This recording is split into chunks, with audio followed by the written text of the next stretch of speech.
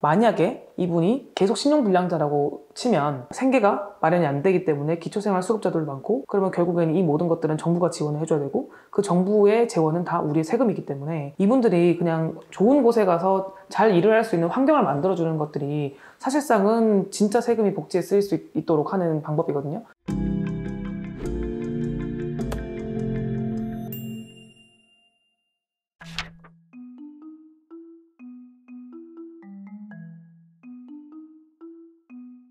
최근에 그런 댓글도 달렸잖아요. 네. 성실하게 그런 빚 갚는 사람들은 다 뭐 바보냐. 네. 근데 댓글도 그렇지만 실제로 그렇게 생각하시는 분들도 있고, 네. 그리고 의뢰인분들 중에서도 마음속에 어떤 미안함 이런 네네네. 것도 많이 갖고 계시고 하니까 네네. 변호사님이 이 일을 하시는 입장에서 설명을 해주실 게 있을까요? 상변? 일단은 어떤 심리 상태로 이 댓글을 달았을까를 생각을 해봤어요.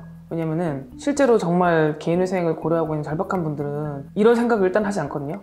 빚 갚는 사람 바보냐? 이제 이런 생각을 하지 않기 때문에 첫 번째로 좀 고마운 마음이 들었어요. 이런 이제 개인회생이나 개인 파산 이런 제도에 대해서는 이제 국민들 중에 모르는 분들이 많기 때문에 관심을 많이 가져주시는 게 좋거든요. 그래서 참 감사하다는 생각을 했고, 빚이 얼마나 있으신지 모르겠지만 또는 없으실 수도 있겠죠. 두 번째로는 이제 그분이 했던 얘기가 어떤 얘기였냐면, 코인으로 날리고 파산하고 그 다음에 또 빌려서 떡상하면 좋고 아니면은 또 파산하고 이렇게 하면 되는 거 아니냐 라는 이제 이게 댓글의 요지였거든요. 그래서 제가 왜 안 되는지를 하나하나 설명을 드렸어요. 사실은 제 다른 영상을 또 더 열심히 보셨으면 이제 그렇게 얘기하지 않으셨을 거라고 생각이 드는데, 첫 번째가 문제가 뭐냐, 코인으로 파산을 할 수 있냐? 없죠. 왜냐면은 코인은 이제 면책 불허가 사유잖아요. 코인 했다 그러면 면책 불허가 이건 아닌데, 코인의 금액이 이제 비중이 크게 되면 이제 면책 불허가 될 확률이 굉장히 높죠. 첫 번째 플랜이 일단 틀렸어요. 그 다음에 뭐 일단 파산을 한번 했다고 칠게요. 그 이후에 또 이제 코인을 할 수 있냐? 할 수도 있겠죠. 근데 그거는 자기 돈으로 해야 되는데 자기 돈이 없잖아요. 그럼 일단 코인을 못 하겠죠? 못 하는데 어찌저찌 또 할 수 있다고 쳐요. 뭐 누구 돈을 빌려서. 근데 일단 금융권은 또 안 되겠죠. 왜냐면은 파산을 했기 때문에 파산 면책 받은 지 얼마 안 된 분들은 어차피 대출이 안 나오니까 대출 받아서는 못 할 거예요. 그러면 이제 개인한테 대출을 받았다고 칠게요. 그래서 또 코인을 했어요. 그러면 이제 파산을 할 수 있냐? 못 하죠. 왜냐면은 파산을 하고 7년 동안 파산 재신청이 안 되거든요. 그럼 이분은 적어도 7년 동안은 인고의 세월을 또 거친 후에 파산 신청을 할 수 있기 때문에 기본적으로는 다 걸리는 거예요. 그래서 제가 말씀하신 방법으로는 이제 개인 파산 제도로 악용할 수 없다.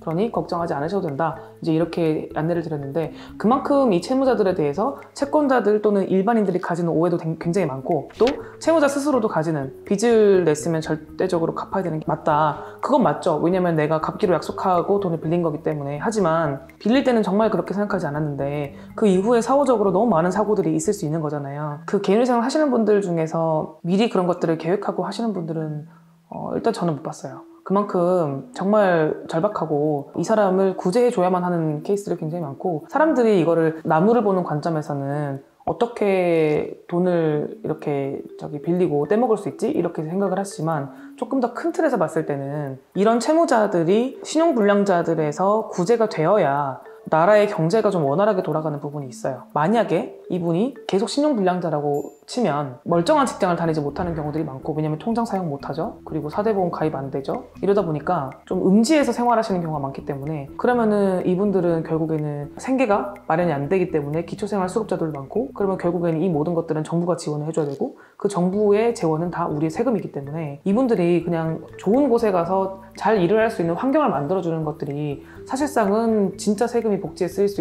있도록 하는 방법이거든요. 작게는 그냥 이 사람들이 금융권에 돈을 떼먹은 사람 이렇게 이제 보이시겠지만, 사실은 이분들을 구제해주는 게 더 큰 틀에서는 경제적이기 때문에 이런 제도가 있는 거예요. 그 채무자 한 명을 구제하기 위한 게 아니고 큰 틀에서, 나라에서 봤을 때는 이렇게 해주는 게 사회가 원활하게 돌아가는 방법이다. 이제 이렇게 해서 나온 제도기 때문에 너무 이거를 그 개별적인 어떤 한 사람의 빚을 없애주는 거기에만 매몰돼서 생각하지 않으셔도 될 것 같고, 아까 파산의 경우에는 7년이라고 말씀드렸지만 회생의 경우는 이제 5년 동안 다시 재신청을 할 수 없거든요. 그러니까 제 말은 재신청을 오해할 수 있는데, 면책되고 나서, 면책이 한 번 됐으면 개인회생은 5년 내에 다시 신청할 수 없고, 개인 파산은 이제 7년 내에 다시 신청할 수가 없어요. 그러니까 빚내고 다시 하고 빚내고 다시 하고 이런 방식은 안 되고, 또 제가 몇 번 말씀드렸지만 파산의 경우에도 면책 불허가 사유들이 여러 가지가 있다고 말씀드렸고, 회생의 경우에도 이제 그 비면책 채권 이런 것들이 여러 가지가 있다고 말씀드렸고, 또 코인을 한 경우에는 이제 회생을 할 때도 청산 가치를 굉장히 높게 잡는다라고 해서 웬만큼 본인이 책임질 수 있도록 제도를 마련하고 있기 때문에 너무 채무자들을 미워하지 않으셔도 될 것 같아요.